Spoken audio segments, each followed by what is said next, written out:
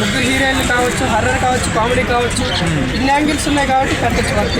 అంటే ఫ్యాన్స్ అనే వాళ్ళు అందరూ ఉన్న వాళ్ళే ఉంటారు కదా, లేని వాళ్ళు కూడా ఉంటారు కదా, అందరికీ సమానంగా అంటే అందరూ అఫోర్డ్ చేసే విధంగా ఉండాలనుకుంటున్నారు. లేని వాళ్ళు ఒక రోజు వెళ్తారు, నష్టం లేదు. ఉన్న వాళ్ళు ఫస్ట్ రోజు వెళ్తారు.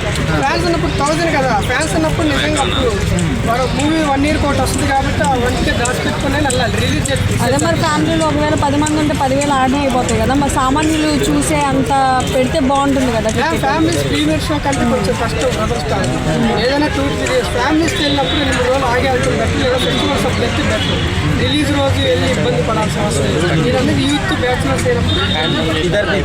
అంటే ఇప్పుడు ప్రభాస్ గారి సినిమాకి ఏదో విధంగా ఖచ్చితంగా అయితే కలెక్షన్స్ వస్తాయి, ఒకవేళ ఫ్లాప్ దాకా వచ్చినా కూడా మరి ఇంత హైగా టికెట్స్ రేట్స్ పెట్టడం ఎందుకు అని చెప్పేసి కొంతమంది. హై అంటే మూవీ బడ్జెట్ని కావచ్చు, హీరోని బట్టి కావచ్చు, హీరోకి ఇచ్చిన రెమ్యునరేషన్ రావాలి కదా మూవీకి, ప్రొడ్యూసర్కి న్యాయం జరగాలి కదా, ఆ ఉద్దేశం వల్ల పెంచుతున్నారు.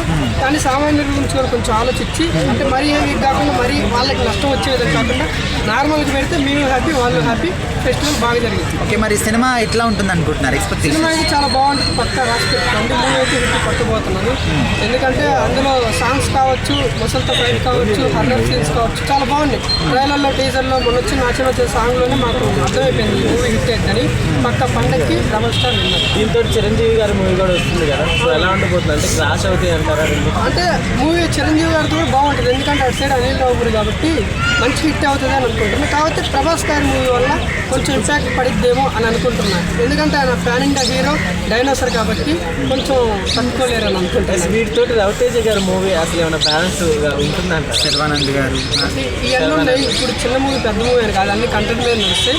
కాబట్టి మాకు అనిపించేది ఏంటంటే ప్రభాస్ వర్సెస్ చిరంజీవి, ఈ 2 మూవీస్ మీదే ఫోకస్ ఉంది మాకైతే. అంటే మిగతా వాళ్ళ గురించి నేనేమన్నా మాట్లాడుకుంటున్నాను, మిగతావి కూడా బాగుంటే చూస్తారు కావాలలేదు, ఈ రెండింటికే ఉంటుంది వారలేదు.